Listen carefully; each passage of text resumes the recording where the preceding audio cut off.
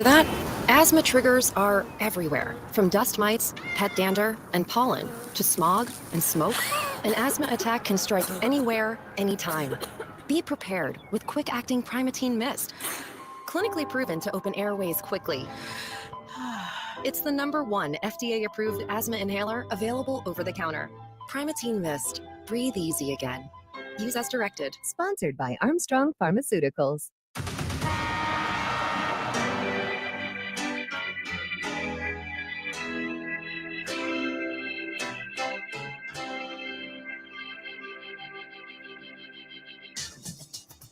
Now, from Wichita's most listened to sports radio, 97.5 and 1240 KFH. This is Sports Daily with Jacob Albrock and Tommy Kester.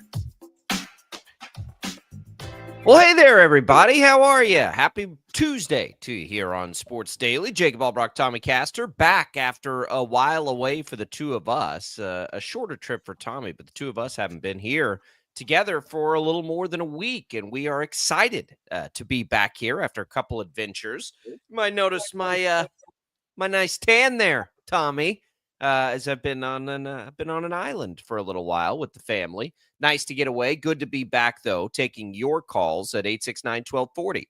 If you're listening to us on KFH, Max Powers in studio. He's got your calls there. You can leave us your video comments, Facebook, YouTube, X, all the places. Thanks for watching us on 12 News Connected. And, of course, for listening to us on the Odyssey app as well. Glad to be here, Tommy. Welcome back from Augusta. How are you? Yeah, I'm great. Welcome back from Maui. You and I went opposite directions, but we both had pretty phenomenal adventures, it sounds like. Did you get some hula dancing in when you were in Hawaii? We went to a luau. I did not hula dance. They didn't invite me up, unfortunately for them. But yeah, we had a blast. It was so good to take the family out there. We were in Hawaii. My wife and her family have gone out there forever, so it's a place that has grown on me a great deal. But to be able to take the kids out there now made a big difference, and it was a lot of fun. I love it out there. Great people. The time, it's like 2 a.m. right now in the time zone I've been living in for like the last 8 days. So that's interesting. That time's it was so hard to keep up with the sports world, but a lot of it was really good because I could wake up on some days at like 8 a.m. and watch a little baseball. The national championship, which happened a lifetime ago, was at like 2 in the afternoon, the first day I was in Hawaii. So it was great. It's a great place. It's a great experience, but it's not like, I'm sitting there griping and moaning to my bartender about Houston's loss in the national championship game. And he's just kind of like shaking his head. He's like, I don't know, man. He's like, I like surfing. I'm like, all right, fine. Humor me here. Cost me a lot of money, but whatever. How was Augusta? Man, I don't even have words to put it into perspective. It was as perfect as it could be. I didn't even know what to expect going into it, but I can tell you that it exceeded what my expectations even could have been. Phenomenal. And the fact that I was there to watch Rory win the career Grand Slam, get his green jacket. Man, it was immaculate. It was amazing. Well, you get, and the great thing about that, because I was joking with you, I was like, you better be waving, when it was he and DeChambeau, I was like, you better be waving that USA flag and doing all that stuff. I was kidding. I mean, I think everybody on the planet was rooting for Rory McIlroy. And so the fact that you got to be there, you'd have a great story for people to be like, yeah, I got to go to the final round of the Masters. But, if you said that in, I don't know, let's say 2021 on a random year, I don't know who won the Masters in 2021. I don't remember. Yeah. Everyone's going to remember when Rory got that one. And almost choked it away again, and all that went with it. Yeah, that might be the best part. There were, there have been other really historic Masters over the years. I mean, Tiger winning in 2019, his very first one in 97, Jack Nicklaus winning in 86. There have been some legendary final rounds of the Masters, and, big time, like this is one of them. And I don't know exactly at this point where it ranks. There's probably some recency bias that comes into play with it all time as far as the greatest final rounds ever, but it's at least got to be top 5, if not higher than that for sure. Incredible. I mean, and the golf was great. The drama was amazing. There were so many things that I would have never even thought about had I not been there. For example, I'll just give you one quick thing. Most people know that there's a longstanding policy at Augusta National that you cannot bring your phones onto the grounds. So nobody had their phones. And the only way that you knew what was going on was when they would change the scores on the manual scoreboards around the course. And there were some boards that got changed slightly before other ones. So you would hear people react to that at another hole. And you're like, oh my God, what happened? And then all of a sudden they would update the one right by you and everybody would either cheer or groan. You had no idea. It was like an old school game of telephone and people are like leaning toward, to one another. Like, hey, I heard that Rory has 4 feet for birdie on this other hole. Like you had no idea until you saw it manually. And so what was really fun was after we were done and we had left, going back and watching it on TV and because there's a lot that we were posted up on one hole. You don't see all the other shots, obviously. They don't have video boards. They don't have any of that. And so you don't know what happened until you go back and you watch it on TV. And that was something that I would have never even thought about until being there. God, what do you even do right now to consume sports without your phone to react to it instantly? I know. That's interesting. That's really cool. That's awesome. And yeah, you meant like I think for you just like to be able to tell people that like the last one that I think holds like pop culture value is Tiger in 2019. Not that the other tournaments aren't great, they are, but they don't stick like that one. This one will stick because Rory finally got it done. And I even think like had he won it by 5-6 strokes, it would be different than like we're all watching. It's weird watching that on an island, Tommy. I'm sitting there trying to like smuggle it. We're all at the pool and I'm trying to like smuggle it myself and catch the end. This is like getaway day for us. So we're just trying to kill time at the pool before our red eye flight later that night. And so I'm like huddled around my phone. And then my wife, she was like, you should look around right now. And like all the men at the pool are doing the same thing. And I'm like, well, what the hell am I doing this? Like, I'm going to go find a palm tree and sit in the shade so I can actually see it. And so I do that. And when he missed, what was that, on 18? On 18, yeah. I hear a groan and I'm like looking around. I'm like, where? And then I look over and I'm like, oh, everyone's over at the sports bar watching it. So I ran over there for the final. But even there, like everyone was pulling for Rory McIlroy. Everyone. Yeah. And there was like a crowd of people. And I'm like, wow, it's amazing. So good for him. Good character. Good for you who loves golf so much. Did you have a egg salad sandwich? I did. I had egg salad, had pimento cheese. Tried to try as many different things from the concession stand as I could. The prices are so affordable. I think I spent $30 the entire day on a bunch of different things. So that was cool. The merch experience is insane because the items that you can buy, you can only get there. They don't sell them online. You can find them on eBay, but they jack the prices up. The resellers doing all of that. So it's overwhelming. You walk in and it's not uncommon for people to drop thousands of dollars in that store, just buying everything. And I felt pretty good about, how I made out, with getting things for family and my wife and myself and all of that. But yeah, all in all, and it was co-host. You didn't ask me for anything. I would have got you something. You didn't ask me for anything. I didn't get you. I didn't get you anything from Hawaii either. Don't worry. Because you cannot take phones in, I had an old school list written out on a piece of paper. And I brought a pen and I'm checking things off the list as I'm going around and I'm buying things because you cannot pull up your phone.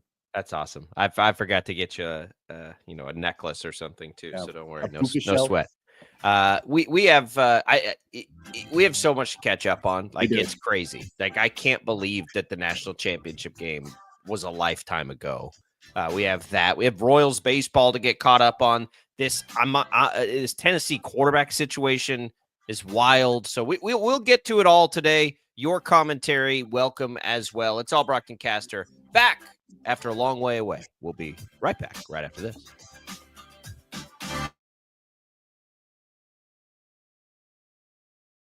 66 counties, 4 regions, and 1 weather team that you can trust. Find Storm Team 12 every weekday at 5:30 on the KSCW. Whatever the weather and wherever you are, Storm Team 12 is zooming in, going zone by zone to give you a more in-depth look at the forecast and some science behind the storms so you know more. We're focusing on the forecast so you can focus on what's important to you. Storm Team 12 Weather Focus, 5:30 on the KSCW. The future of television has arrived. Next Gen TV is here with stunning video, movie theater quality sound, enhanced voice clarity, and interactive features, all upgradable for the future. Learn more at watchnextgentv.com. Sometimes people tell us, I don't get it, it's just tea. But let me tell you, we are so much more than just tea. With 20 plus flavors of sweet and unsweet iced tea, the possibilities are endless. Come on in and try them all for free to find your favorite, or get us on the go for your busy lifestyle. And don't miss happy hour every day. So the next time someone tells you it's just tea, tell them to come by and find out why we say, drink tea, be happy. It's the canvas of our imagination. They tell a story. Clouds affect the events of your day. Sometimes they growl, sometimes they inspire, but they're always the messengers of nature's mood, written in the sky. Storm Team 12 understands the language of clouds. We're dedicated to decoding their message so you know what to expect. Behind every cloud, there is a story waiting to be told. Trust Ross Jansen and Storm Team 12, alerting you first to the impact on your life. When you need help, remember, you're not alone. We are here. We are neighbors. We are together. We are Kansas.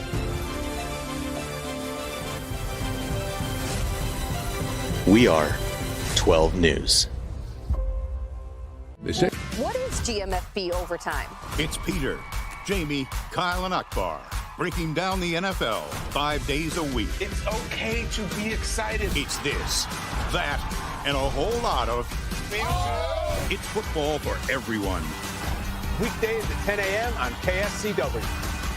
Are following a breaking update. every day, all day, stream the stories that have you talking near and far. Whoever is behind the wheel of this bus is not stopping. From hundreds of local reporters and meteorologists spanning the country. Chaos here this morning at the UW campus. Search LNL for the all-new Local News Live streaming app. Make yourself known now. 310-01 in traffic pursuit. Oh my God, here. Investigate TV Plus begins with real people. We investigate stories that impact you and inspire change every day. Something is broken. Real problems. Why are they hiding it? And real solutions. My daughter was dying in front of me. What was your reaction when he said that? Investigate TV Plus, weekdays at 3:30 p.m. on KWCH. Sometimes people tell us, I don't get it, it's just tea. But let me tell you, we are so much more than just tea. With 20 plus flavors of sweet and unsweet iced tea, the possibilities are endless. Come on in and try them all for free to find your favorite, or get us on the go for your busy lifestyle. And don't miss happy hour every day. So the next time someone tells you it's just tea, tell them to come by and find out why we say, drink tea, be happy. Mornings are busy. We're here to make your mornings better. We report the stories that affect you. 3 more hospital lies from contaminated apple juice just a day after the FDA issued a recall. We're here to make your mornings better. Closing east and westbound lanes of K96 for repairs. With 12 News, you're prepared for your whole day. Scattered thunderstorms across the state into the afternoon. Stay a step ahead with 12 News this morning on KWCH and KSCW.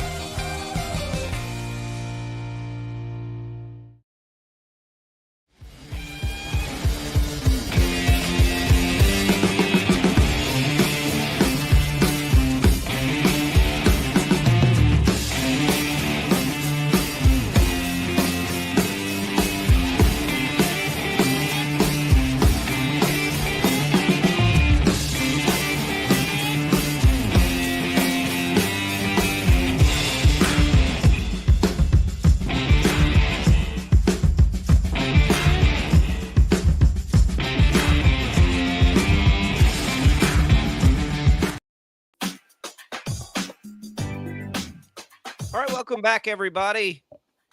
It's Sports Daily. It's Jacob Albrecht. It's Tommy Castor, Max Power producing. We're glad to be with you. What a great, what a great time away for Tommy and I. It's been a while since the two of us have been here. The majority of a Major League Baseball has happened, it feels like, since we've been away or since I've been away. More games have been played since before I left. So we'll talk a lot of Royals here. We've got Felix Johnson coming up as well. Don't miss that. Our Chiefs Insider. Got to get caught up with Felix for the draft and all things, football and Chiefs with him. We appreciate Prairie Fire Coffee for keeping us fueled up here on KFH as well. Certainly need it. The time change is it's going to take a minute to get used to, but we're here. Let's talk Royals, Tommy. So able to watch, as much of that as anything else. A lot of baseball, a lot of Royals, a lot of Rangers, kind of in the middle of the day out there. But it was great to have it for the Royals. They're in the middle of this stretch, Tommy, of a 10-game road swing that's going to be tough. Guardians, Yankees, Tigers, 10 games against teams all in the postseason. They come out of a home stretch where they win 5 of 7 against 2 other playoff teams, Baltimore, Minnesota. You feel really good about it. And now they're struggling on the road. And that's not all that surprising. I don't think they're going to go up against a good pitcher tonight in New York. But the Yankees take it last night to take the opener. It's interesting. I didn't realize this until this morning. Cole Reagan's, it's only the second time, or it's the first time since 2020 he's given up more than 2 home runs in a game, which is pretty wild. But the Yankees got him last night, and home runs are probably going to be a big part of this series in that stadium and with torpedo bats. So the Royals are going to have to hit a little bit, and they just didn't do it last night.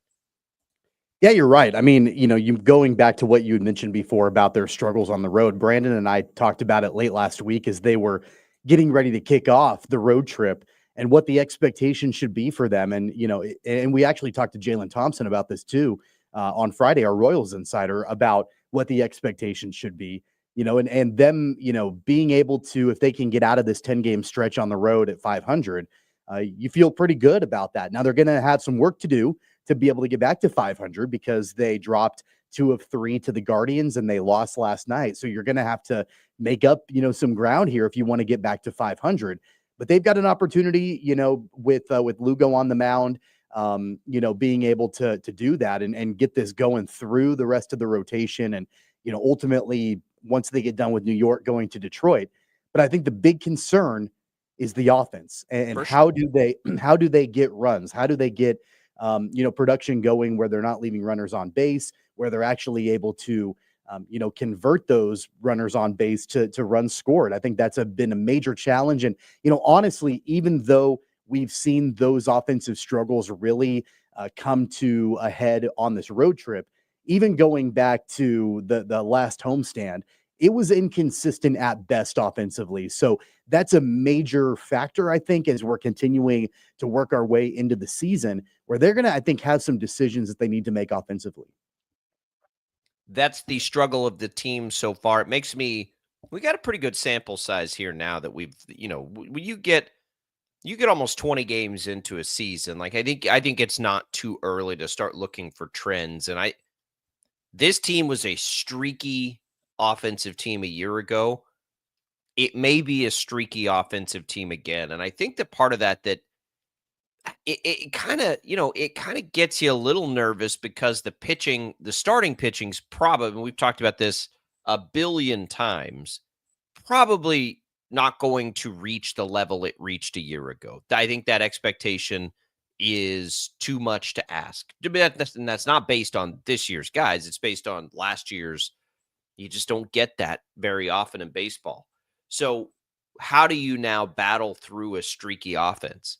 I think you have to manufacture a little bit, and I think you have to, we'll probably see some lineup mixing and matching. I think 20 games into a season, okay, like I would like to run the same lineup and the same placement in the order and all these things out there every day too.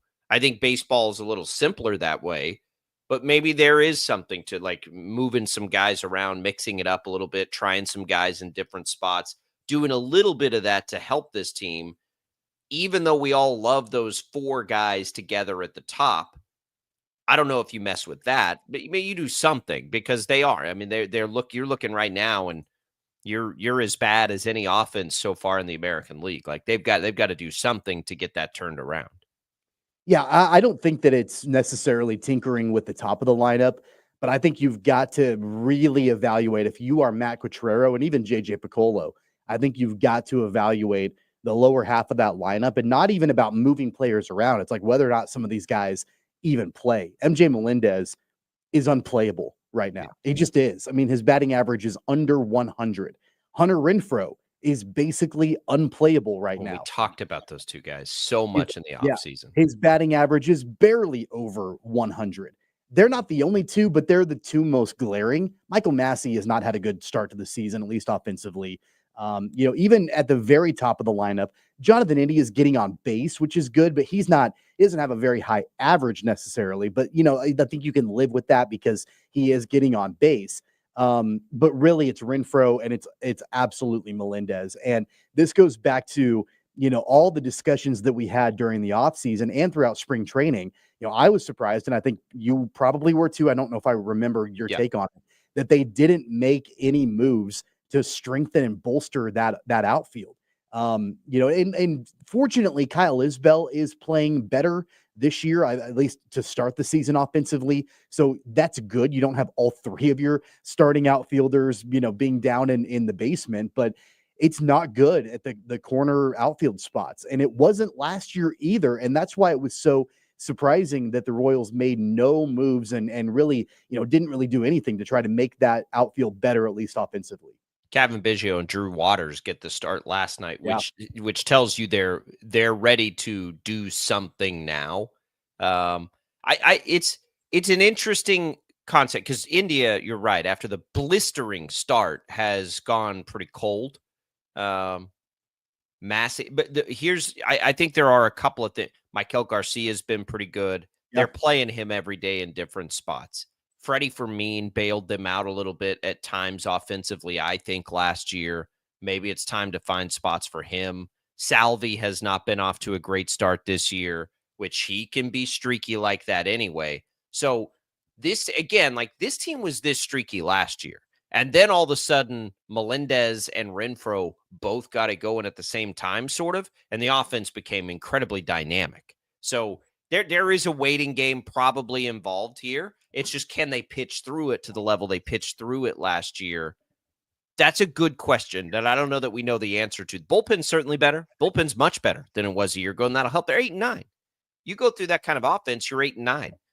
Probably, Tommy, part of it is that they've played nothing but good teams so far this year either. They haven't really had a chance to beat up on anybody yet. I think there's a lot of reality in that too. And that, you play that sort of schedule that they've played to open a year, and you don't get a lot of games where you can come out and score 8, 9, 10 runs to sort of lift everybody up a little bit. Yeah, to your point, the bullpen has been a lot better. Outside of a couple of guys. I mean, Sam Long and Chris Stratton have not been good at all. And after the bad start to the season, and Brandon and I talked about this last week too, that after the bad start that Angel Zerpa had to the season, they haven't really used him. I mean, he's pitched the least amount of innings out of all relievers that started the season on the big league roster. Steven Cruz obviously was a call-up, so he hasn't gotten a whole lot of run out there. But Zerpa, they haven't really utilized a whole lot ever since he had a pretty bad start to the season. I wonder if that'll change, knowing, the way that Stratton and Long have been pitching as of late. But everybody else, bullpen-wise, has been pretty solid, has been pretty lights out. And, look at the starting pitching. I mean, I know that it's been up and down at times. And if you're just looking at a, straight-up ERA play for the starters, Michael Wacha has the highest ERA out of all of the starters, and it's slightly over 4. So for all the things, and it's a long season, a long way to go, but for all the things that you can point at, the starters are doing their job. And for the most part, the bullpen is doing their job. They're just getting very little run support. And that's got to change if they want to try to flip the script. And, they're under 500 by a game right now. If you want to get back over 500, you got to change that. Look, I think they will. I'm not really that worried about much still right now. It's a schedule. It's a schedule problem. as much as anything, they're going to have a hard time. They've got to finish this series, and then they've got to go to Detroit for 4 and face 4 good pitchers. And then they'll get some games at home against Denver or against the Rockies, Colorado, and Houston. And they'll probably have an opportunity there to score some runs. But it doesn't there's not a lot of relief schedule-wise for a while for this team. Like, it's going to be a while before they get like a long stretch of games that you feel real good about. There's a lot of good teams, we think, right now, and they just happen to play all of them. So they got to win at home, and they're going to have to figure out a way to win some of these games on the road. They're going to play 2 more against the Yankees here. Fried has been really good so far this year. That's who they get tonight. You got to go score some runs, and if it's not going to come, when you go to New York, that's what's interesting. Like, we talk about how do you manufacture. Like, at some point when you go to the Bronx, when you go play the Yankees, you just need to drop some bombs. Like, they need to just hit for a little power here in this series too. You go to that stadium, go hit some home runs. And that's sort of what we're waiting on too. Bobby Witt Jr. has been great, but where's Salvi? Where's Vinny? Where's the power from this lineup right now? And without Renfroe and Melendez, outside of those main guys, like we're not going to see power out of Biggio or Waters or Isbell or probably Massey. There's a lot of bats in this lineup, India, that are not going to hit home runs. Home runs is not going to be the Royals' thing this year. I don't think it is anyway. Like, it never was going to be. So when they're leaving guys on, that's a problem. Like, they should be manufacturing runs. That's why you bring in Jonathan India, right? You need table setters for that middle of the lineup, and they're just not doing enough of anything right now. We'll see. What do you think of baseball overall? There's not, that we knew the Dodgers would be great. We knew that I don't know that we thought the Padres would be this good, but the Padres are great. The Giants are off to this blistering start. I haven't paid a lick of attention to the Giants yet. They're 12-4. The American League is moderately predictable, I'd say right now. Everything looks about like we thought it would, except maybe the Angels out to a good start. But we're almost a month into this thing. Tommy, how have you felt about baseball so far? I mean, it's been wildly entertaining. I know that outside of the teams in the National League West that you mentioned, I don't know if I'd want to be in that division. Like, if I'm an opponent, just flat because of how good these teams have been. And, look, I think that it is still extremely early, but you can now draw some conclusions on some trends overall. And, look, I think that the Royals, considering the division that they play in, it's going to be competitive. You've probably got 4 out of the 5 teams that could absolutely contend. But at least you're not playing in a juggernaut division like the National League West. We can get trends out of this. Like, we can definitely get trends out of this. That I think the trend we pay attention to the most right out of the gates here is that the division looks again like it's 4 teams deep. Don't you think? Minnesota's 5-12. I get it. Everybody in the world that doesn't think Minnesota is going to be good at some point this year. I think the AL Central looks pretty good. But Detroit might be the most surprising. They're following it up so far. They're 10-6. Yeah. We wondered if they'd be able to follow up that hot finish last year. Man, they can pitch. They can pitch. That's the biggest thing. Their pitching is incredible. And so the Royals are going to have a pretty significant challenge, especially when you've got the struggles offensively. You continue on this series with the Yankees against good starting pitching, especially against Max Fried for sure. And then you go into Detroit and you got to take on their pitching staff.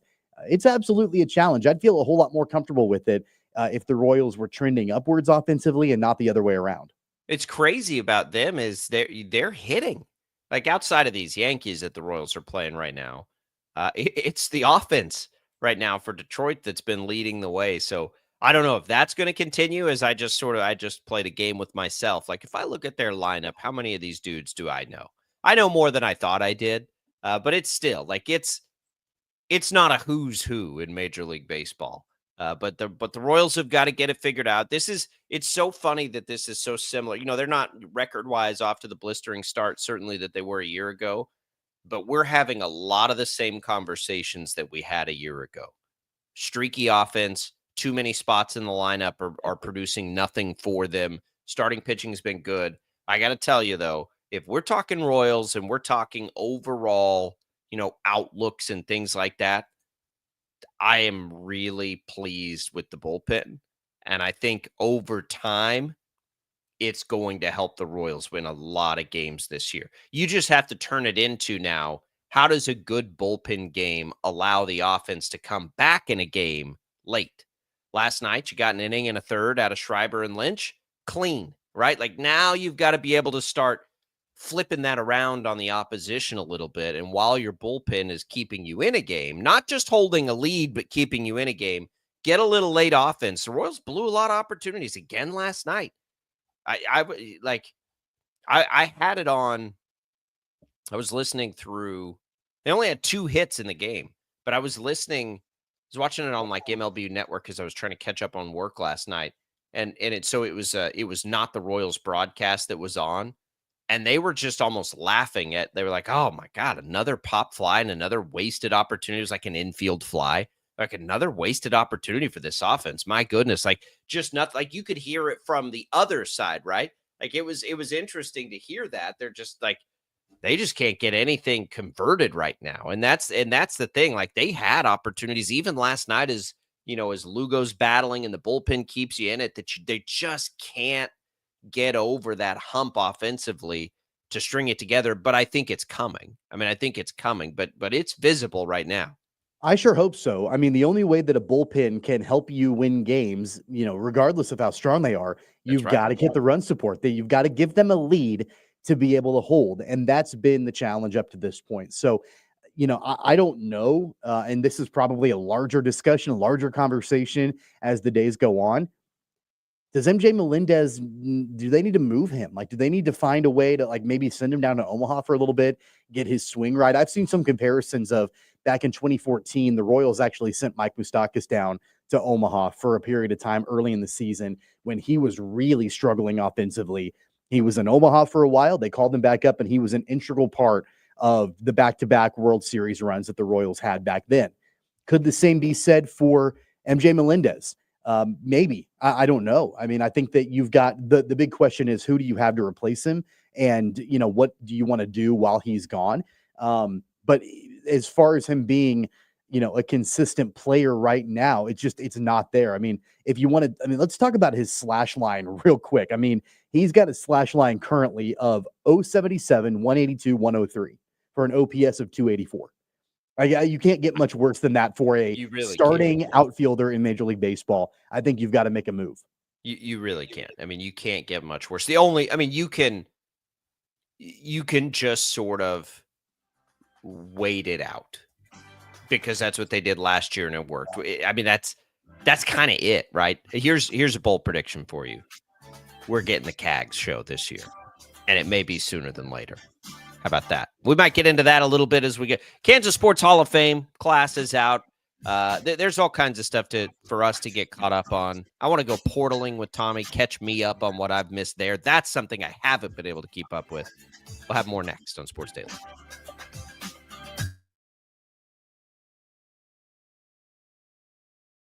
66 counties, 4 regions, and 1 weather team that you can trust. Find Storm Team 12 every weekday at 5:30 on the KSCW. Whatever the weather and wherever you are, Storm Team 12 is zooming in, going zone by zone to give you a more in-depth look at the forecast and some science behind the storms so you know more. We're focusing on the forecast so you can focus on what's important to you. Storm Team 12 Weather Focus, 5:30 on the KSCW. The future of television has arrived. Next Gen TV is here with stunning video, movie theater quality sound, enhanced voice clarity, and interactive features, all upgradable for the future. Learn more at watchnextgentv.com. Sometimes people tell us, I don't get it, it's just tea. But let me tell you, we are so much more than just tea. With 20 plus flavors of sweet and unsweet iced tea, the possibilities are endless. Come on in and try them all for free to find your favorite or get us on the go for your busy lifestyle. And don't miss happy hour every day. So the next time someone tells you it's just tea, tell them to come by and find out why we say drink tea, be happy. It's the canvas of our imagination. They tell a story. Clouds affect the events of your day. Sometimes they growl, sometimes they inspire, but they're always the messengers of nature's mood, written in the sky. Storm Team 12 understands the language of clouds. We're dedicated to decoding their message so you know what to expect. Behind every cloud, there is a story waiting to be told. Trust Ross Jansen and Storm Team 12, alerting you first to the impact on your life. When you need help, remember, you're not alone. We are here. We are neighbors. We are together. We are Kansas.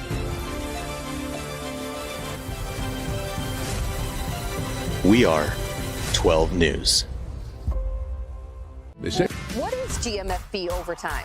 It's Peter, Jamie, Kyle, and Akbar breaking down the NFL 5 days a week. It's okay to be excited. It's this, that, and a whole lot of It's football for everyone. Weekdays at 10 a.m. on KSCW. Are following a breaking update. Every day, all day, stream the stories that have you talking near and far. Whoever is behind the wheel of this bus is not stopping. From hundreds of local reporters and meteorologists spanning the country. Chaos here this morning at the UW campus. Search LNL for the all-new Local News Live streaming app. Make yourself known now. 83101 in traffic pursuit. Oh my God, here. Investigate TV Plus begins with real people.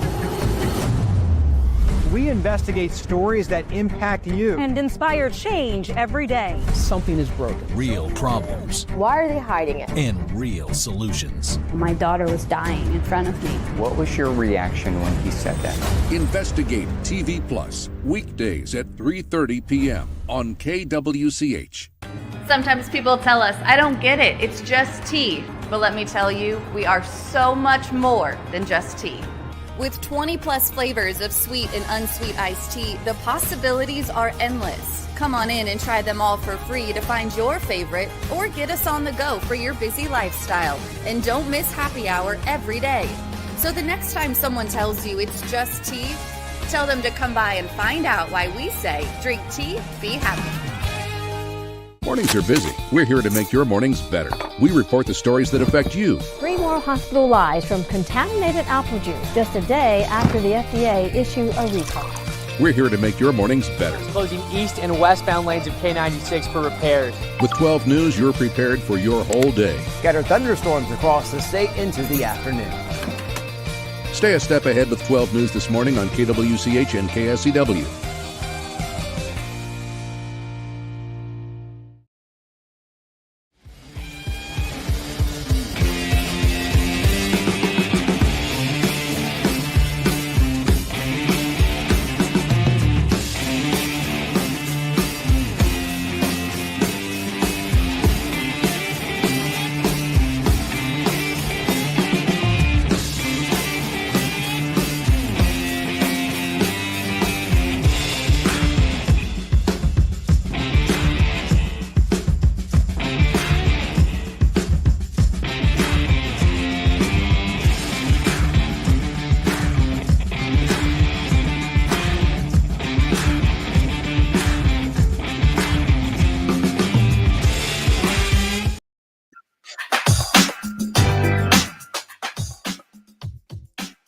All right, welcome back, everybody. It is Sports Daily, and we are glad to be with you live here on a Tuesday morning. Finally back, getting all caught up on the world, both adjusting, Tommy and I, to some pretty cool travel we've done in the last little bit. We've got a chance to win some HTO. So just HTO's launched 3 new refresher drinks, Tommy, energy drinks. How about a cherry peach tea lemonade? A mango tango or the razzler, which is like a blueberry a blue raspberry lemonade type drink. All three of those now available, these energy drinks. So while you're in, if you win the contest we introduce, try one of those out as well. But we're going to give you an opportunity to win a cup of tea. More than 26 flavors there, the bread and butter, the iced tea, sweet or unsweet. You can do it right now by texting the keyword tea to 20357. That's tea to 20357. Message and data rates apply. You can enter once per day. Good luck, everybody. Those are good for East Wichita, West Wichita, or in Derby. We come back in now here to Sports Daily. Brendan Hassan is headed to Iowa.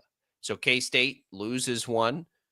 How much have I missed, Tommy? Has there been a lot of movement in that? Like, have we seen? Yeah, there's been You're going to have to some. catch me up because, like, what has KU done? What has Wichita State done? We left town and we get a letter from the athletic director talking about the money needed and all this. And like, that's the thing. That's the part of being gone that has been near impossible to keep up with. Yeah, there's been some movement, especially with Kansas State. Doug McDaniel is in the transfer portal. So that happened yesterday. That came down yesterday. He entered the portal. There have been a couple of others, and I know that I was looking at a list, earlier of, some of the different changes that have been made. Onyenso, he entered the transfer portal. So their backup big man is in the portal as well for Kansas State. But really the big one, is Doug McDaniel. And, he was going to be, by all accounts, the leader of this team next season. And so I don't know exactly what that means moving forward for the targets for Jerome Tang. But McDaniel is gone. You mentioned Hazen is gone and is going to Iowa. So, yeah, I mean, there are some significant changes, and there's going to be some rebuilding that Jerome Tang is going to have to do. And that's an interesting idea, because that team last year that I still maintain, man, like the pieces, they just, for whatever reason, and we saw it. And so that feels a little bit vindicating. I just like, man, they're going to start over. And I can't decide if I think it's a good thing or a bad thing. I don't know yet. I think it's probably not a good thing. Would be on April 15th where I would sort of lean or guess. I don't think it's a good thing. I think it would have been better had they been able to keep all of these players together, most notably McDaniel and Hazen. So that's going to be tough. That's going to be tough at K-State. I don't know what to expect yet. By the way, they did land Bashir, who was one of the top targets in the portal, I believe from Monmouth, and he's a pretty elite shooter. We talked to Tim Fitzgerald about him on Thursday. So you would think that he's maybe the replacement for Hazen next season for the Wildcats as far as a shooting threat is concerned. Abdul Bashir, I believe is his name. Yeah. So they landed him. They also got a transfer yesterday coming in from UNC Wilmington, Kamari McGriff, which I don't know much about him, but they were able to land him. He's a forward. And so, they brought him in as well. And he was with UNC Wilmington for a long time. This was in 2024. He averaged 11.5 points and 4 rebounds in a game. He started 12 of the 34 games he played in. So, that's what they've got going on. You mentioned UNC Wilmington. I did see that UNC Greensboro guard, is it Giles or Giles? I don't know yet. Kenyon Giles. And it's funny. And I don't even say that tongue in cheek. Like, legitimately, we don't even have a chance to learn much about these dudes. But he looks like a decent score, good shooter coming in, which the Shockers certainly need. And then they got Jarrett Valencia out of Monmouth. Didn't score a ton, but was an okay 3-point shooter. So a couple of shooters that can come in. Did I miss anybody else there? Soccer fans, you can let us know in the video streams as well. But I've got those two, and that's it for the Shockers. Not that those are bad. Those are decent. Those are decent. Gets, I think, for the Shockers and what they're looking to try to do. Yeah, I think you're right. I don't know a whole lot about everything else that they've got going on. I know that last I saw, obviously they were able to get the guy from East Tennessee, and that was Boyd, Cron Boyd. That was really the main move prior to us leaving, and it sounded like they were able to at least get another 1 or 2 guys, out of the portal over the weekend. Drake Kindell, by the way, who they've already got, was an All-American. I mean, I'm kind of just trying to follow Taylor Eldridge at this point for all the shocker stuff, and we'll get Taylor in once the dust settles a little bit and they start to try to piece a roster together. I don't think Paul Mills can talk about a lot of this stuff yet, so we'll also do that at some point. And I we'll get Kevin Solid. It's hard. It's really, really difficult to keep up with. It'll be easier at Kansas because everything involved will be headline guys, almost certainly. But now maybe that's the road Kansas State's taken too. They're not. We'll see if they go the road they went last year, which is kind of like high major, big key contributors just sort of changing places, or if they decide to go, probably the route Wichita State's trying to go and a lot of others. You go poach the best of, that next rung perhaps below to try and get players to lift up. But it is impossible to keip up with. It's wild. Yeah, and it certainly seems like, Jarrett Valencia from Monmouth is, a top target, obviously, for the Shockers. And there are a lot of ties. I mean, a lot of ties with him in the program. I didn't realize until I started following it from Taylor Eldridge that PJ Cousinard, former Shocker, coached him for 3 years at his high school. And then there are some other players that, came from that same school, including Zion Pipkin, is from that same high school that Jarrett Valencia is. So there are some ties for sure with Valencia and Wichita State already. So, I would think that would be a prime target and a prime addition for Paul Mills if they're able to land him. I did see they didn't get Abioha out of Hoxie. They didn't, yeah.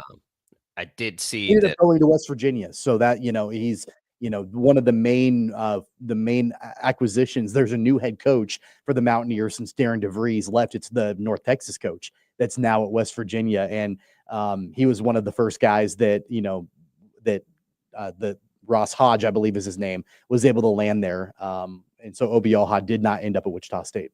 North Texas, the basketball coaching feeder school now. Yeah, which nobody saw coming, which is really interesting.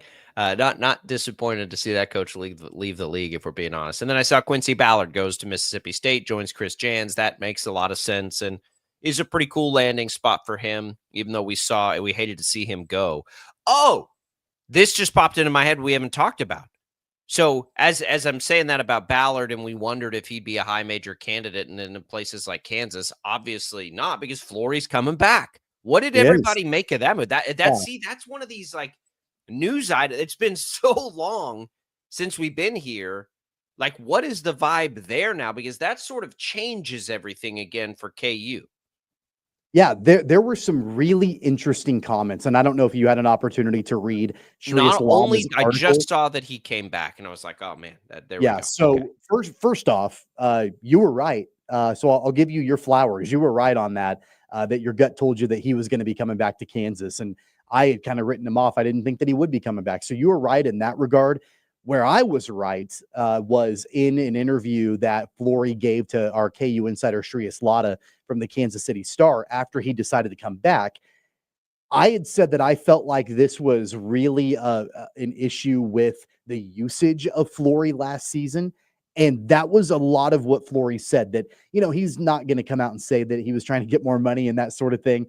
But it really didn't sound like that was a major driving factor. I'm sure it was a factor in some capacity, but it really sounded like it was about the fact that he was not getting the playing time that he felt like he needed, even though he was behind and blocked by Hunter Dickinson. It seemed like from Flory and his camp that when KJ Adams went down with the injury and Flory was incredibly productive, as soon as Adams comes back, Flory goes back to the bench and saw his minutes decline over the final games of the regular season and into the tournament. And there was a lot of conversation, it sounded like, between Flory and his camp about, is Kansas the right spot for me moving forward? And would he have a better opportunity somewhere else, even though Hunter Dickinson and KJ Adams were set to lead the program? It sounded like he was able to talk to Bill Self, and, Bill Self is a master recruiter and was able to convince Flory to ultimately come back. And I'm sure that there was a bump in NIL as well. It all goes to it's all why I felt like he was going to come back. I agree, I think, with where your head was, that it was a usage thing and not a money thing. And that's why I always thought he'd come back, because if it's just a money thing, nobody's going to pay him more than Kansas. So that wasn't ever like the thing. And if it's a usage thing, again, like if you're anybody in Flory's camp and you don't think Kansas is the best place for you this year, I thought that's where I was like, he's going to come back, because that's a disservice to that kid. There is no better place for him than Kansas. Never has been, never was going to be. The door was wide open. The issue was he didn't have a lot of room to play, and he's a freshman. And so that's where we talk about with like Bill Self and adjustments. Like that's going to be the biggest challenge, I think, for some of these older school guys, is how slowly can you even afford to bring somebody on anymore? And it's not going to be a problem for Darren Peterson. That's not what we're talking about, because Bill Self plays those kinds of freshmen, great, whether it's Grady Dick or Johnny Furphy, like what, though, that's not the kind of freshman we mean there. But those bigs that typically grow over time in his program that you see are tantalizing, and then by the end of it, I mean, Bill Self can just walk in with a piece of paper in his hand and say, well, you want to find the best centers in college basketball over the last 20 years? I bet I've got half of them, right? Like nobody does that better than Bill Self. So I'm glad that cooler heads prevailed and that they got what they heard what they needed to hear from Bill Self, because he's going to have the best opportunity to flourish there. That's why I kept saying he's going to come back. Like this isn't a money thing. It's not like Kansas doesn't believe in him or anything. He's the key to Kansas, right? Like they want to operate through a big. Now, I don't know if he's going to be the key. Like they're not going to lean on him offensively like they did Hunter Dickinson or they did David McCormick in their national championship year. But he's going to be one of the big parts of what they do next year, especially defensively. And so that's maybe who knows? Maybe he can become an offensive force like Doak did over time. But did we expect that out of Doak when he was a freshman? I certainly didn't. We just thought Doak was this physically imposing superhuman that was going to make it really difficult for other teams to do what they wanted to do. And then all of a sudden it's like, man, he's unstoppable offensively because nobody can keep up with him physically. Maybe Flory can do the same thing. But I mean, certainly he's the best place for it. The difference is the body type of those two guys. I mean, Doak was, like a brick wall out there, and anything within 5 feet, he was automatic. Flory is tall but lanky, not like Doak in that regard. But I think that there's a skill set there where he can certainly continue to develop and be a pretty significant offensive threat for the Jayhawks. But his ceiling physically is to be one of the biggest, most physically imposing college basketball player. I mean, I think that's why that's arm length and all that kind of stuff. I forgot that happened, but we'll revisit some portal stuff in the next hour too. But we'll come back in Sports Daily. We got a lot to talk about. Speaking of portal, this Tennessee quarterback situation is wild. Got to hit on that and other things. Felix Johnson joins in the next hour. Don't go away.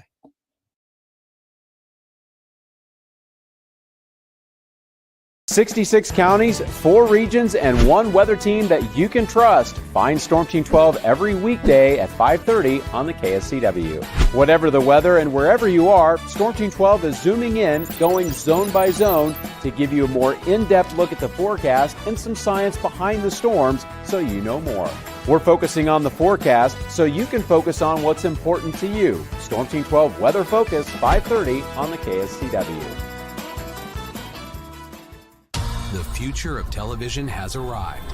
Next Gen TV is here with stunning video, movie theater quality sound, enhanced voice clarity, and interactive features, all upgradable for the future. Learn more at watchnextgentv.com. Sometimes people tell us, I don't get it, it's just tea. But let me tell you, we are so much more than just tea. With 20 plus flavors of sweet and unsweet iced tea, the possibilities are endless. Come on in and try them all for free to find your favorite or get us on the go for your busy lifestyle. And don't miss happy hour every day. So the next time someone tells you it's just tea, tell them to come by and find out why we say drink tea, be happy. It's the canvas of our imagination. They tell a story. Clouds affect the events of your day. Sometimes they growl, sometimes they inspire, but they're always the messengers of nature's mood written in the sky. Storm Team 12 understands the language of clouds. We're dedicated to decoding their message so you know what to expect. Behind every cloud, there is a story waiting to be told. Trust Ross Jansen and Storm Team 12, alerting you first to the impact on your life. When you need help, remember, you're not alone. We are here. We are neighbors. We are together. We are Kansas.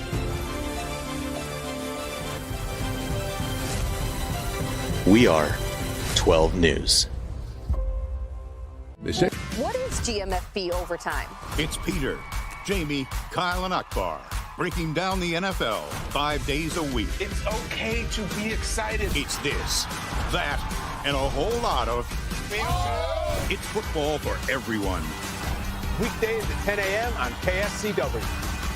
Are following a breaking update. Every day, all day, stream the stories that have you talking near and far. Whoever is behind the wheel of this bus is not stopping. From hundreds of local reporters and meteorologists spanning the country. Chaos here this morning at the UW campus. Search LNL for the all-new Local News Live streaming app. Make yourself known now. 31001 in traffic pursuit. Oh my God, here. Investigate TV Plus begins with real people. We investigate stories that impact you. And inspire change every day. Something is broken. Real problems. Why are they hiding it? And real solutions. My daughter was dying in front of me. What was your reaction when he said that? Investigate TV Plus, weekdays at 3:30 p.m. on KWCH. Sometimes people tell us, I don't get it, it's just tea. But let me tell you, we are so much more than just tea. With 20 plus flavors of sweet and unsweet iced tea, the possibilities are endless. Come on in and try them all for free to find your favorite or get us on the go for your busy lifestyle. And don't miss happy hour every day. So the next time someone tells you it's just tea, tell them to come by and find out why we say drink tea, be happy. Mornings are busy. We're here to make your mornings better. We report the stories that affect you. 3 more hospital lies from contaminated apple juice just a day after the FDA issue a recall. We're here to make your mornings better. Closing east and westbound lanes of K96 for repairs. With 12 News, you're prepared for your whole day. Scattered thunderstorms across the state into the afternoon. Stay a step ahead with 12 News this morning on KWCH and KSCW.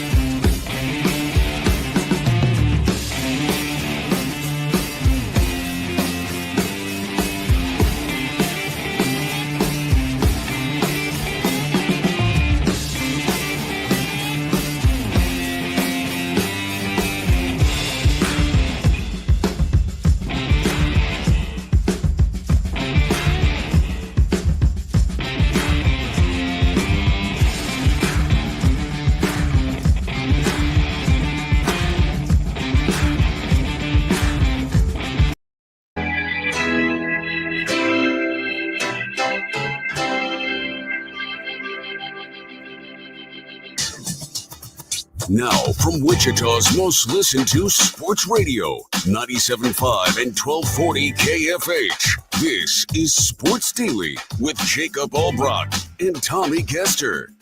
All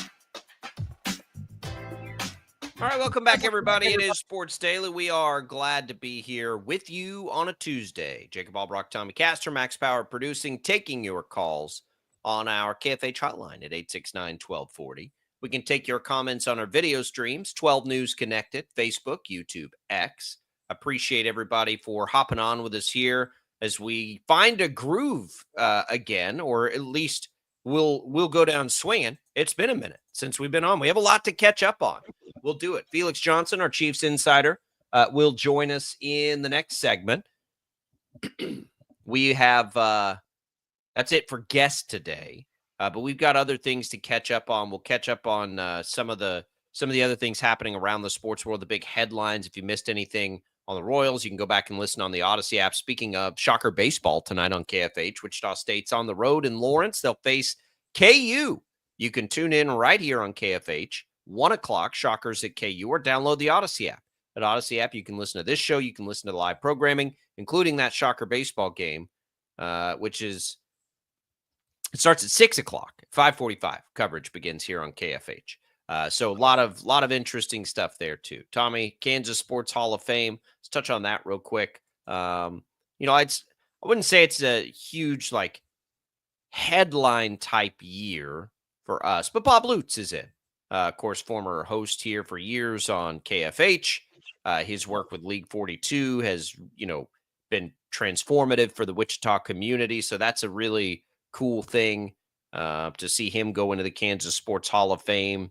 They're going to honor Mark Mangino this year because he couldn't be there last year. Anything else stand out to you with this Kansas Sports Hall of Fame class? Really those two. I mean, big shout out to Bob Lutz. Anybody who has lived here for any length of time, when he was writing for the Wichita Eagle, know him. And I grew up reading his columns and, had the opportunity to work with him, here at KFH for a few years, and what he's done with League 42. There's been, several different seasons of Bob's career, whether we're talking about columnist, reporter, on-air talent, talk show host, and then, nonprofit president and CEO. All of it surrounding sports in this community, in this state. Well-deserved for him. And then Mark Mangino, he was, I think in retrospect, knowing the positive momentum and all the success that he brought to Kansas football, and then contrast that with the way the program fell apart when he was unceremoniously removed at the University of Kansas. Well deserved for him as well. And then there are other inductees also, but really those two guys stand out to me. I agree. Congratulations to Bob and everybody that's in the Kansas Sports Hall of Fame class. Another story I want to get to real quick here before we get Felix Johnson next is, man, this Nico Iamaleava, and I hope I might be butchering the name there, but good player for Tennessee last year. This thing has been a mess, and it all has happened, and I've been trying to follow it remotely, and it's been crazy, and he broke up with Tennessee, and I don't know how much anybody cares about the specifics of Tennessee's quarterback becoming a free agent, other than the bigger picture of how this all, has been reported to play out, with basically like some people describing it as a shakedown from a player and representatives, and, numbers like $4 million being thrown around. And I mean, as a redshirt freshman, he was good, Tommy, but I got to tell you, like, I mean, I don't know if we're going to treat this like professionalism, which it is, of course, and I'm Tennessee and I got a lot of players to pay. Like, I don't know that I don't think Tennessee, I think they're fine. Okay. If that's what you want, go get it somewhere. Cause he's not going to get that kind of money out there from anybody. So good luck. Like, we'll see you later, and it'll be a hard lesson learned. But until you have contracts when guys can do this, like, all right, go for it. I don't know what else to say. It was really a non-story for me, honestly. And I know that it was a big deal was made of it, when it all went down, but it was a non-story for me because there's nothing prohibiting this from happening now in the world of college football. And to your point, yeah, I guess if he wants to hold out and leave the program and not be a quote unquote team player, I guess that's your prerogative. Go and try to find it somewhere else, I suppose. And if I'm Josh Heupel at Tennessee, I'm like, you know what? Don't let the door hit you on the way out, man. Like we'll go figure it out elsewhere. And if you don't want to be all in with us with the amount of money that we're investing in you, then yeah, we don't want you on the team. Things like this are going to continue to happen until there are contracts, until there are buyouts, until there are things, that can hold the players' feet to the fire, because we always compare what coaches can do compared to players. We always, take a look at the way that coaches are able to bounce around and blah, blah, blah. But one thing that coaches have are contracts, and coaches have buyouts. And it's not like they're just going to up and leave a school, without there being contractual negotiations one way or the other. That's not the way that it is for players right now. I think that's where we're headed. that's where we'll be, but we're not there yet. I think this one is a little more like we see this in basketball. We have seen this in basketball more frequently, I think, than football. For star like headline making players, there have been a lot of big, high profile opportunity transfers in football, right? Like a player leaves for an opportunity. We just saw Will Howard. Congratulations, by the way, to Will Howard on his trip to the White House yesterday. Because he was able to find an opportunity that made sense for both sides. Like we've seen that in college football forever, but this is probably the most high profile because Arch Manning stuck around with Quinn Ewers, right? That would have been probably the best chance for this. But like if a player, because in college basketball, this is happening, right? Players are leaving just because they think they're going to go make more money somewhere, and they kind of are. We haven't seen it, I don't think, as much in football like this. And okay, like go for it. Like at some point, universities also have to treat this like a business. And they have to start valuating players based on how much money they're worth. Right? If you think I'm trying to compare, like Nico's trying to he's trying to present himself, it feels like if he were coming off of, I don't know, Jaden Daniels Heisman Trophy year. Like, what are you trying to prove here by because that's not going to work over time. Like that will stop pretty quickly. It's going to be performance based, and redshirt freshmen doing this, like teams aren't going to do that. Because if you're Tennessee, would you rather pay? And I know the timing of this one is the most annoying probably for fans, but let's say you're Tennessee in a normal offseason and Nico pulls this and it's everything's equal and you can pay $4 million for him, or let's call it $1.5 million for Will Howard going into next season. And dollars and cents matter, right? We know. We've learned, we have a good perspective. Letters like Kevin Saul, like here's how much money. Like when there is actual basically a pool of money that can be used, which way would you go if you were Tennessee? You're going to go with the senior. Yeah, I'm going to go with the experience. I'm going to go with the proven commodity. Even if that proven commodity ceiling may not be quite as high. Right. If you're investing real dollars into it, I'm going to go with the proven commodity. Every day of the week. This is one area where college football is different than the NFL and will always be different than the NFL, is that you don't have 10, 15, 18 potentially years to have a franchise quarterback in your program. You have a max of 4. I mean, maybe a little bit more depending on red shirts and things like that. But the maximum length of time that your franchise quote unquote quarterback for your program can be there pales in comparison to the number of years that a franchise quarterback can be with an NFL team, especially if they're coming out of the NFL draft. And, look at Mahomes and the Chiefs and how, Tom Brady and the Patriots, the length of time, the shelf life is a lot longer, and it always will be in the NFL. So knowing that, college programs have to go with the proven commodity, I think, because you don't have the luxury of time to have a project or to have somebody with a lot of upside, but not the amount of time to develop them into a proven commodity, especially these top tier programs, the programs that, are probably perennial CFP type teams. I don't think you're going to see a lot of situations where you've got, an Arch Manning type situation where they're coming in out of high school and you're developing them over time. I think when teams are looking at going to the portal to find a quarterback, you're going to go with the guy that is proven. And that's absolutely the reason why Ohio State went with Will Howard. Like they went with the proven commodity. And two, like if you're Tennessee, okay, you get what happens next offseason. You can do this again. Like Tennessee, he could not, they could not do this. And I also don't want to unfairly put Nico and Arch in the same conversation because circumstances matter. Arch Manning's money's never going to be an issue for Arch Manning, no matter how much he makes playing football. So that's not the same to compare him to a lot of these kids either, because yeah, he can afford to be more loyal. Not that he's not getting paid. He's getting paid handsomely to some reports more than any other player. So that I just like, I don't, it's just a situational thing is all it is. Like, this was never going to work at Tennessee. So will somebody pay him $4 million? I doubt it. I doubt it gets that high, but we'll see. We'll come back. Felix Johnson joins us to talk a little football as far as the Kansas City Chiefs. That's next on Sports Daily.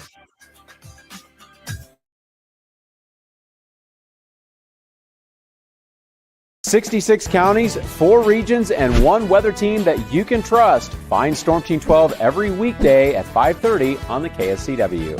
Whatever the weather and wherever you are, Storm Team 12 is zooming in, going zone by zone to give you a more in-depth look at the forecast and some science behind the storms so you know more. We're focusing on the forecast so you can focus on what's important to you. Storm Team 12 Weather Focus, 5:30 on the KSCW. The future of television has arrived. Next Gen TV is here with stunning video, movie theater quality sound, enhanced voice clarity, and interactive features, all upgradable for the future. Learn more at watchnextgentv.com. Sometimes people tell us, I don't get it, it's just tea. But let me tell you, we are so much more than just tea. With 20 plus flavors of sweet and unsweet iced tea, the possibilities are endless. Come on in and try them all for free to find your favorite, or get us on the go for your busy lifestyle. And don't miss happy hour every day. So the next time someone tells you it's just tea, tell them to come by and find out why we say, drink tea, be happy. It's the canvas of our imagination. They tell a story. Clouds affect the events of your day. Sometimes they growl, sometimes they inspire, but they're always the messengers of nature's mood written in the sky. Storm Team 12 understands the language of clouds. We're dedicated to decoding their message so you know what to expect. Behind every cloud, there is a story waiting to be told. Trust Ross Jansen and Storm Team 12, alerting you first to the impact on your life. When you need help, remember, you're not alone. We are here. We are neighbors. We are together. We are Kansas.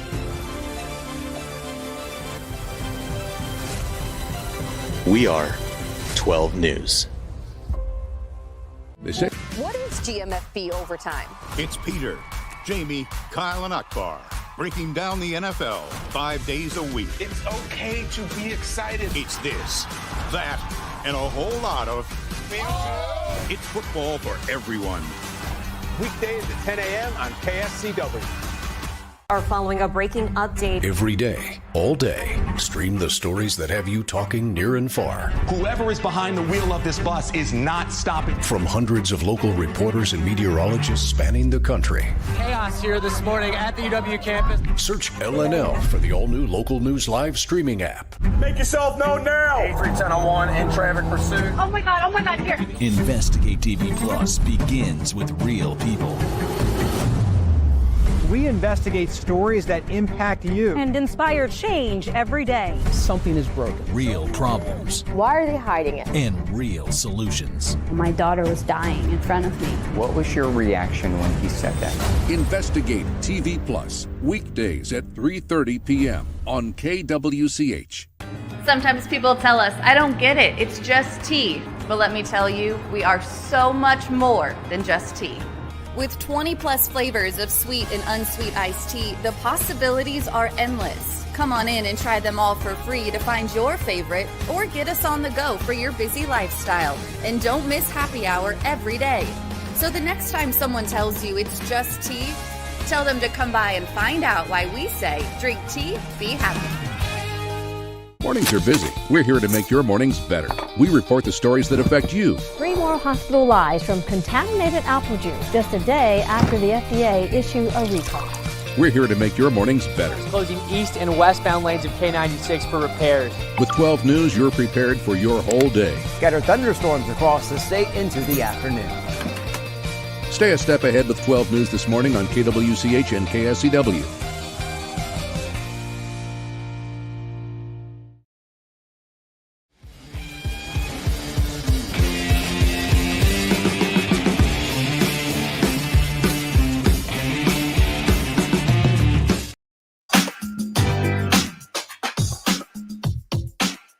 And now, digging deeper with the teams you follow, it's another Sports Daily Insider interview on KFH. And yes, it is. It's Felix Johnson with us, our Chiefs Insider, Field Vision, Arrowhead Addict, lots of great stuff. Felix, how are you? I'm doing all right. Jacob, how are you doing this morning? We're good. We're glad to be back. Tommy and I have both been on some adventures, so a little back to reality today. It's early for my body, which is time zone now. We're at 3 a.m. from what I'm used to, and I just went outside to help the kids get on the bus, and it's colder here than in Hawaii. So there's a few things kind of smacking me in the face here this morning, but we're glad to have you in. We're getting closer to the NFL draft. I want to get to the draft in a little bit, but you've sent me a couple of things that you guys have been working on at Field Vision, and we can start there. Position groups. You've been evaluating position groups. You've been taking this league wide. I think for us, like the big questions for me, especially when it comes to the defensive line, to the secondary, where are the Chiefs falling in these groups, and how has that process helped you maybe understand what their goals in the draft need to be? Well, excuse me. I think it's kind of interesting, and we've talked about it a handful of times over the last couple of weeks where the Chiefs sit at. It's kind of interesting when you look at them, when you look at their unit rankings, they're not exactly in the top tier of anything, really. Like it's kind of, they're not the best. They don't even have the best quarterback when it comes to the advanced metrics and different things like that. So if you look at their secondary, it seems like they would have the best corner in Trent McDuffie, or at least one of the top three. And colloquially known, he is one of those guys. He is a first-team All-Pro. He is that guy. You'd think that Chris Jones is the best defensive tackle in football, and he is, but not due to the advanced metrics, because the guy doesn't like breaking double teams on run defense, just because why, when you're Chris Jones? You got a lot more stuff to do in January and February, so who cares about what's going on in September?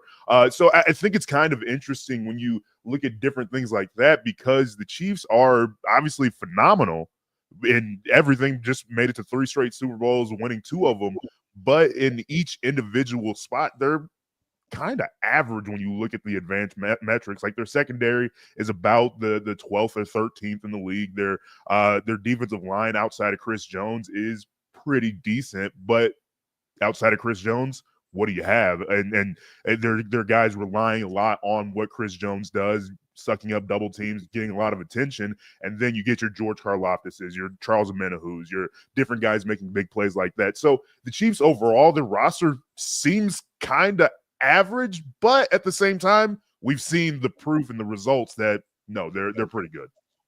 We are fast and furious in a position where, people are doing mock drafts left and right. I mean, mock draft season is ramping up big time, and it has been for a while, but especially now as we get to the final couple of weeks before the draft. It's interesting because I feel like as of late, maybe the last week or so, a lot of the prominent mock drafts that I've looked at, I feel like more of them are shifting over to the thought of potentially a wide receiver in the first round for the Chiefs. And that may not ultimately be the direction that they go, but I'm seeing more and more mock drafts are looking at wide receiver at the end of the first round. How likely do you think that is for the Chiefs to use another high round draft pick for the 3rd year in a row on a wide receiver? Well, I think it's kind of interesting where we look at the Chiefs and say, yeah, their offense isn't what it used to be, but then they've made it to 3 straight Super Bowls, and so it doesn't really matter. But then in the 3rd Super Bowl, they looked as bad as they did and looked inept offensively, and we know that they're not going to do anything philosophically different, where Andy Reid is going to be Andy Reid probably until he retires. Matt Nagy is probably not going to change anything massively. Even if he has any crazy ideas that are coming through, Andy Reid is still the final play caller. Patrick Mahomes is still going to figure out ways to win games at the very least. And so how do you make that offense more effective if you're not going to do anything, change anything massively, like from a play caller standpoint? You got to get those weapons. You got to go out and get guys. And when you don't have the money to do so in free agency, you can't go trade for T. Higgins, and obviously he was going to re-sign with the Bengals. You can't go out and make these big trades that we've seen other teams make, like for a DK Metcalf going to the Steelers this offseason, and we've seen receivers make moves over the last handful of years. they have to make the moves in the draft because these are the only places they can make the moves. So I think that, to me, they have to, but in all likelihood, we've talked about it here, they're probably not even going to draft in the first round because it's the Chiefs. They'll probably just trade out and see something crazy happen. But who knows, because it's Brett Veach and he doesn't like to show his card until it's time to play. Yeah, it does feel like philosophically that's the part where I feel like they have options. If they're going to trade up, we've talked about left tackle. If you were going to go all in there, this is a good year to do it because they basically were able to run it back, right? And which none of us expected that, I don't think, when this offseason started, but that's what they've done. Like, they're running it back. So what can you do to add? And if you think about, okay, what do you do to beat the Eagles? If you're going to run it back, like, what do you do to need to get over that last hump? It's probably make the offense better. Yeah. I get it. I get why they're getting mocked there. I don't think they're going to. We talk about rushing it. I just pulled this up. And this is to your point, Felix, like, it does feel to me like there were years in there where the Chiefs with Kareem Hunt sort of in his prime, or, whatever, like, that they ran it more. They ran it more last year than any year in the last 10. More times, attempts per season. Like, they ran the ball more last year than any of the last 10 seasons. So I think this notion that maybe they will or they're not going to, right, that was as much as we're going to get out of that.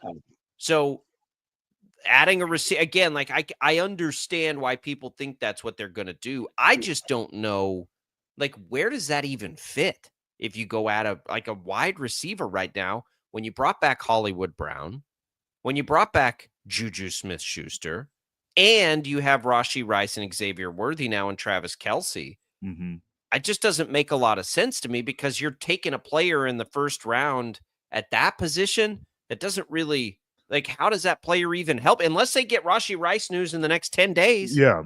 No, and I agree with you, but it kind of goes back to the conversation of where else. Like, I mean, if they want a left tackle, they're going to have to trade up within the first half of the first round to get a guy that's worthy of starting in week 1.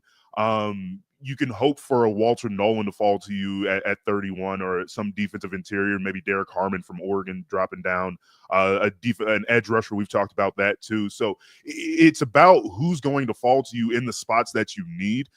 They're not going to have a left tackle, the best one in the draft, or somebody that's going to be able to start week 1 at 31. That's just not, in all likelihood, not going to happen unless something catastrophic happens or they trade up like we've talked about. And so to me, it's like, if you get to 31 and the only option is to draft a wide receiver that has a chance of helping you on week 1, maybe even week 3, because we know wide receivers in this offense that we've seen over the last couple of years, Rashee Rice, Xavier Worthy, that these guys aren't going to get it week 1. It might take 6, 7, maybe 8 weeks. And by that time, Rashee Rice might be back or coming back from his suspension. So it's kind of hard for me just to say, yeah, go ahead and go draft a receiver for what you're saying, Jacob, but also, who else are they going to, like, I mean, they can draft a defensive interior lineman, but is it going to be a guy of quality that's worthy of using the 31st overall pick, or a tackle, because they've spent X amount of draft picks over the last handful of years on offensive tackles too? So are they going to waste another pick on that position again? And that's an even less productive, I guess, at least to the eye position than another left tackle. Let me ask you both this then, to sort of follow that. I get, like, no matter who they take there, it may not be somebody that jumps in immediately. I'm okay with that. Like, I can even accept that, whether they traded up for left tackle. But even if you look, like, big picture of all the potential issues that are coming, wouldn't wide receiver not be, like, they've got Rice and Worthy. No matter how much Rice plays this year, like, that's not a position of need, not only this year, but that's not going to be a position of need at least for 2 years. Yeah. That's like, if you go take an interior defensive lineman or a pass rusher or a left tackle and they don't contribute a ton this year, they're going to need them to next year. So at least it makes more sense that way.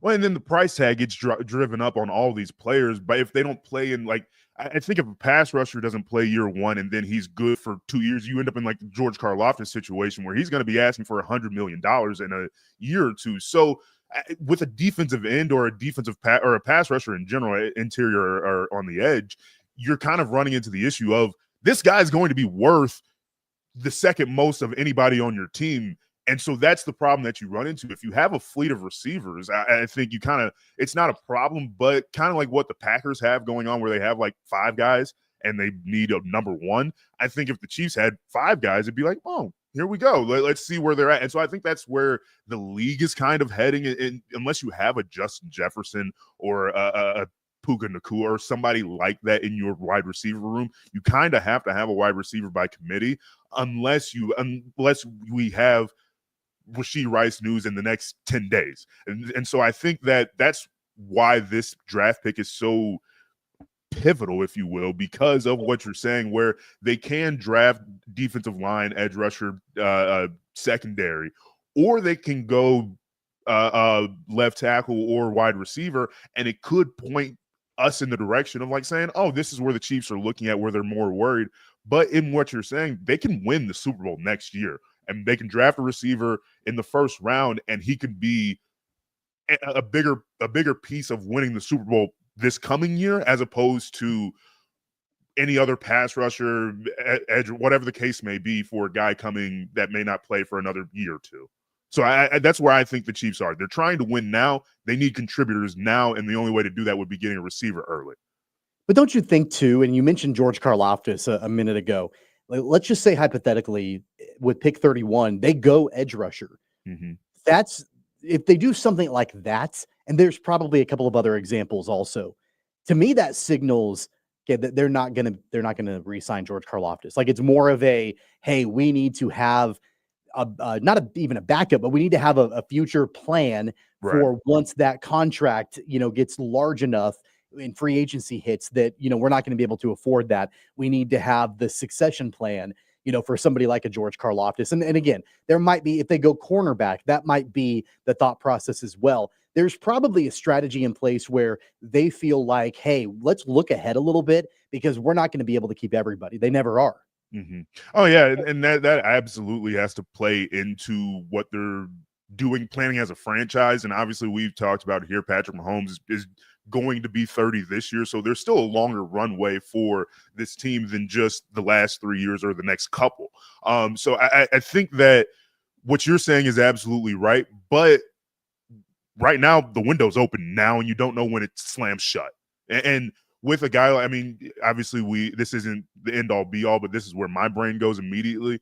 The Kansas City Chiefs have a guy like Travis Kelce coming back for one reason, and that's to win the Super Bowl next year. Everything has to be pointed in that direction, and obviously everything is. And so I don't think that necessarily that's the conversation going into place where, oh man, George is going to be coming up here in a year or two, so let's make sure that we have a succession plan, which absolutely, it's going to be a plan. It's going to be something that we look at and that they're looking at, that their scouts are probably looking at. But right now, I think that the focus is on let's win the Super Bowl next year. We have guys coming back specifically to win the Super Bowl next year. If we're not pointed in that direction, what's the point? It's. I mean, you said they could, they could draft a punter and win the Super Bowl next year, right? Yeah. Like they were a team that got stronger as the season went on, that had a bad game in the Super Bowl. It doesn't, and that's why I always think of this pick as I think it's going to be a pass rusher. I still think it's going to be a pass because I think that helps them the most now and in the future. I just don't know how a wide receiver helps this team if Rashee Rice plays.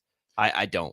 And I think it depends. I think if you allow Andy Reid more creativity, like if he's not going, excuse me, my dryer's going off. If Andy Reid is allowed to be more creative with more weapons, just in general, then sure, don't run the football. Like if you're not going to run the football as effectively. Now we've talked about how they've run the football more often, but it's not as effective. Like I was looking here, they're pretty incredible in 21 personnel, but how often did you see 2 backs on the field for the Kansas City Chiefs? So it's really frustrating to see them not run the football, but if they're not run the football as effectively as they could. But if they're not going to, give Andy Reid another incredibly athletic piece, like, I don't know, Luther Burden, or whatever the case may be, give Andy Reid another chess piece to figure it out, because we've seen Andy Reid with various amounts of chess pieces figure it out. I don't disagree with that sentiment. I don't know. How do they play? How do they how does he even what were you going to run 5 receivers? You're going to run 5 receiver sets. Now again, maybe they have an indication of something on Rice. Like if you're going to tell me that Rice is going to miss like 8 games and you know that's happening but you don't know when, okay. Because I think what you don't want is what happened last year. Hollywood Brown goes down, Rice goes down. Now you've got to go pick dudes up, literally pick them up off the street or trade from them. I get it from that perspective. I do. And that does make some sense. Well, and I'll even add on to the fact of like, you don't want to miss on the succession plan. Like if you draft an edge rusher or whatever the case may be, a Walter Nolan at 31 and Chris Jones is gone in 2 years or whatever the case may be, you wasted not only that first round pick, you got to use it again to rectify that pick. And if you have an edge rusher, a needed edge rusher here in a couple years, and you use that pick on an FAU a couple years ago and whomever you draft this year, and both guys aren't as good as you wanted them to be, well, then you got to use another pick on an edge rusher, probably early, probably trading ahead. So there's so many different scenarios. And obviously Brett Veach is going through all of them with every staff member, but these are the things that are going on because you don't want to miss on any pick, let alone one that is not going to prove itself for a year, maybe 2. Yeah, no, I agree. All that work, all the, insight you could need, Felix has you covered. Look for those positional reports. If, kind of get some indication there at Field Vision, of course, has us covered at Arrowhead Addict as well. So this time next week, we're going into the draft. So we can make predictions. We can have all kinds of fun because that's it. Like that's it. The draft is sneaking up on me. I don't know about you two, sneaking up on me more than I think it ever has before. Like it's going to get here and we'll be like, whoa, it's draft season. Yeah. Last year we had it in Kansas City and all that stuff. It's in Green Bay. We don't really know what's going to happen. Like there's no quarterbacks. It's kind of a sad class. Last year we had 6 quarterbacks going in the first 12 picks, and this year we might have 2 going in the first 9, maybe. And so that's most of what you can judge how quality a draft class is. I put air quotes around it for our radio audience, but it's you never really, if the positions aren't sexy, nobody's going to look. It's one of those things where like it's just fine. Ted McMillan's getting some love, but he's Drake London. Like that's fine. Like he's the biggest baller in the weapons part of the draft. And even then, it's like, all right, cool. So, and like Cam Ward, his comp, Geno Smith, woohoo, Shadur, team or Shadur, whatever. Here. Let's go. He's Baker Mayfield Jr. is who that is. You just watch. You just watch. All right, congrats. Felix, we appreciate it. Appreciate you guys.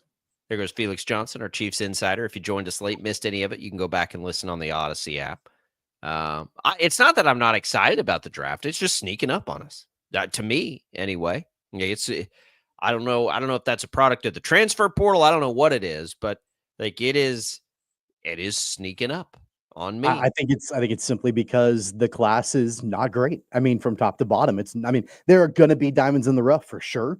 But from a premier, I'm not top level, like I'm not excited about it. I'm not smart enough to make that sort of proclamation. I just don't. There's not, I guess outside of Shador, there's Ashton really not a whole lot of, yeah, but that doesn't get me going. Like that doesn't rev me up. I'm always revved up for the draft just because I love it so much, and I know we all do. We'll have more on that next week. All right, we'll take another break. We'll come back. More Sports Daily right after this.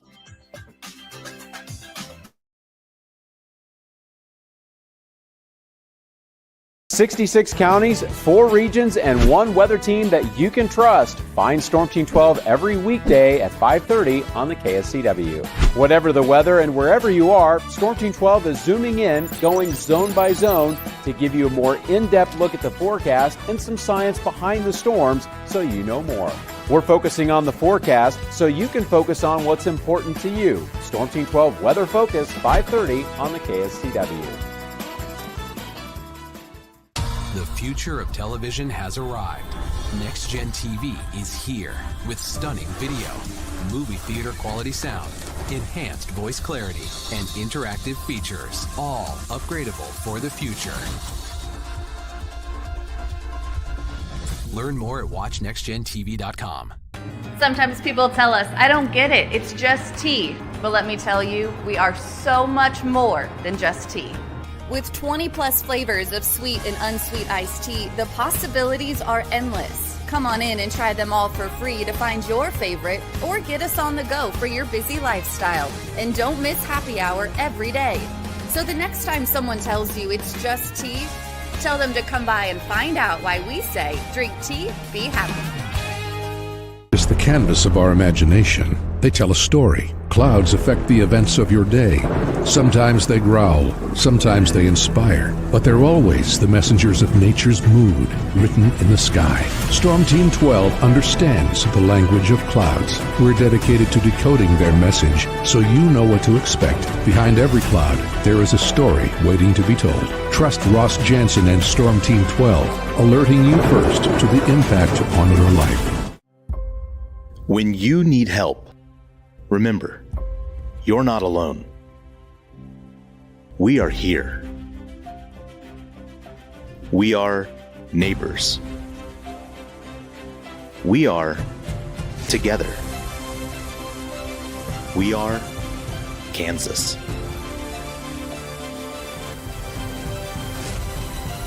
We are 12 News. They say, What is GMFB overtime? It's Peter, Jamie, Kyle, and Akbar breaking down the NFL 5 days a week. It's okay to be excited. It's this, that, and a whole lot of. It's football for everyone. Weekdays at 10 a.m. on KSCW.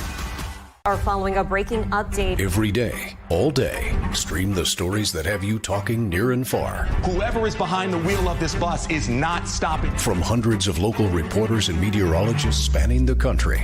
Chaos here this morning at the UW campus. Search LNL for the all-new Local News Live streaming app. Make yourself known now. 31001 in traffic pursuit. Oh my God, here. Investigate TV Plus begins with real people. We investigate stories that impact you. And inspire change every day. Something is broken. Real problems Why are they hiding it? and real solutions. My daughter was dying in front of me. What was your reaction when he said that? Investigate TV Plus, weekdays at 3:30 p.m. on KWCH. Sometimes people tell us, I don't get it, it's just tea. But let me tell you, we are so much more than just tea. With 20 plus flavors of sweet and unsweet iced tea, the possibilities are endless. Come on in and try them all for free to find your favorite or get us on the go for your busy lifestyle. And don't miss happy hour every day. So the next time someone tells you it's just tea, tell them to come by and find out why we say, drink tea, be happy.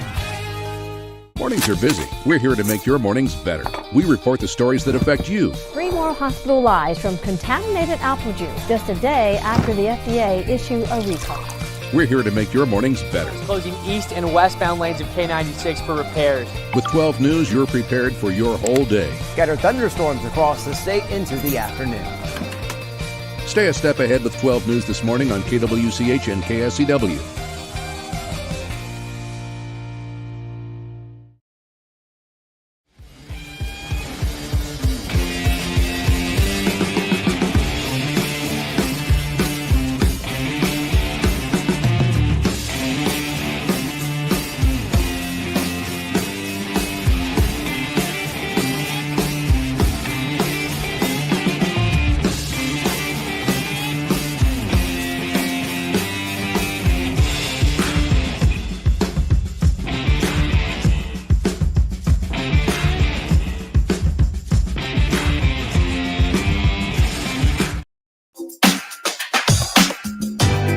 Welcome back, everybody. It is Sports Daily. Glad to be here with you on a Tuesday. We're catching up. Tommy, you ever do a red eye flight? I don't know that I. Yeah. It's been a long time. We did one of those. Before last night, we hadn't slept since Saturday overnight into Sunday, and then you sleep for like 30 minutes, an hour, whatever on the plane. That's a wild, it's been a long time doing that. I mean, we traveled for 15 hours without sleeping between. Yeah, it's a lot. I mean, I kind of like the flight back from Hawaii better than I like the flight out to Hawaii because you basically fly that same distance, but then you have to keep your day going because you basically are going back in time with the time zone changes and all that. I'd rather it just for me fly through the night and try to sleep as much as I can on the plane. But that's just that's kind Yeah, of it was me, I guess. fine. It was fine. It was just like it's a time warp. It's a weird time warp because we don't like you're already we also did it with 3 kids, which they were pretty much rock stars on it. It's just crazy. And then to have to fly back from California. Our turnaround, I've been like stressed a little bit as much as I ever stress out, which isn't much, but like it's been on my like we had to land in California at 7 a.m. on one airline and then be on our next flight by 9 a.m. The problem was we had to like go get our bags, exit the airport, go to another terminal, go back into the airport, go back through security, check those bags, do all that. So this whole time I'm like, man, that is going to be, I basically, and this was very stupid, but it worked out, thankfully. I based our entire travel plans on the fact that you usually on the flight home from Hawaii, because the winds blow a right direction, gain time in the air than what they allot for it. And that's what we gained. We gained a half hour. And I was like, okay, whew, we made it. Like we did that. That's So helpful. once we made it through that, honestly, the rest of it was fine. Like it's like this ain't no thing. It's crazy. I feel like you and I are both we're doing okay. I mean, I think energy wise here this Oh, yeah. morning. I was I think worried you that I was worried we'd both be a little tired. We landed. I think Be a you and I little both. be a little ass dragging on the air today. I thought so. I think you and I landed in the Wichita airport yesterday around the same time. Oh, yeah. Maybe about an hour, apart from each other. I'll tell you the one thing that I did not take into account. I told Max this earlier in the day. When you go to Augusta National, you do a lot of walking, and my legs are on fire today. My calves are on fire. I checked my Apple Watch when we were done, when it was all said and done, and I had taken 30,000 steps What throughout the does that day. equate to in miles? I couldn't tell you. I have no idea. I'd have to go back and look it up, but it was a lot. And so my calves are so every time like we've gone to a commercial break, I've tried to like not move because when I stand up and I walk somewhere, like I'm limping, my way around to get a cup of coffee or whatever. So it's that's one thing I did not take into account. Yeah, I feel you on that. We walk a lot. Like so we go to Hawaii, we walk every day, 3-4 miles. So, but not probably the same. I can't Elevation even imagine. changes, yeah. I can't even imagine. I was thinking about you guys as I'm looking at just like how many people are there. Like it's crazy how many, and they limit it, right? Like they don't. You can't. It's hard to get in there, and I'm like, man, like you're standing there. I mean, how many people do you think were on the playoff hole? Oh man, 15,000 people crowded yeah. around a green. Like it's And it wild. was so we were posted up behind number 16, behind the par 3, and we got there extremely early to put chairs down. So we were right next to the ropes, right behind the flag on hole number 16. It was perfect. But as soon as the last group, Rory and Bryson, went through number 16, we packed up our chairs and we just started walking and following them on 17 and 18 and then the playoff hole, but you couldn't see anything. And so, I mean, people are like 20, like it's 25, 30 people deep all the way around the green, all the way basically up the fairway on 18. So it was wild, just the sheer number of people. I mean, it took like over an hour to get out of the parking lot when we left. Like it was a lot. There were a lot of people there. Yeah, it's cool. I what a tournament. It is golf season.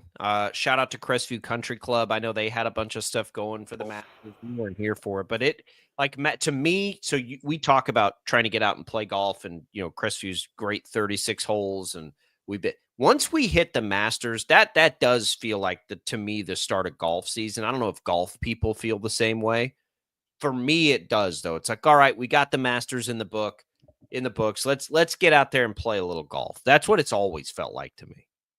Yeah, I agree with you. And Crestview, as you mentioned, did a lot of different things with the Masters. And Crestview is owned by a company that has a decent amount of golf courses around the country. I think there are maybe 30 some golf courses that the company that owns Crestview owns. There's a golf course and a country club that they own that's maybe 2 miles away from Augusta National. And one really cool thing about Crestview is that if you're a member at Crestview, you can get access to any of their other sister clubs. And so we were there on Saturday. We flew into Atlanta, drove to Augusta. We had quite a bit of time to kill. We went over to, it's called Westlake Country Club, went over to Westlake Country Club and had a beer and watched, some of the third round of action of the Masters. We did. And it was beautiful. It was so cool.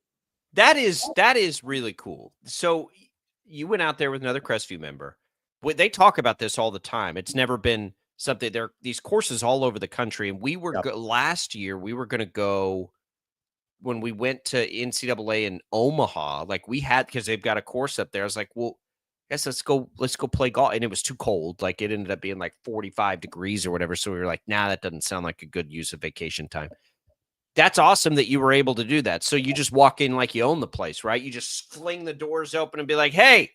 Well, kind of like that, because we didn't make any reservations. We didn't talk to anybody. We literally walked in the front doors, and we were good. We knew what we were going to say, like, hey, we're members at Crestview, and we, just wanted to find a place to watch the golf and have a beer.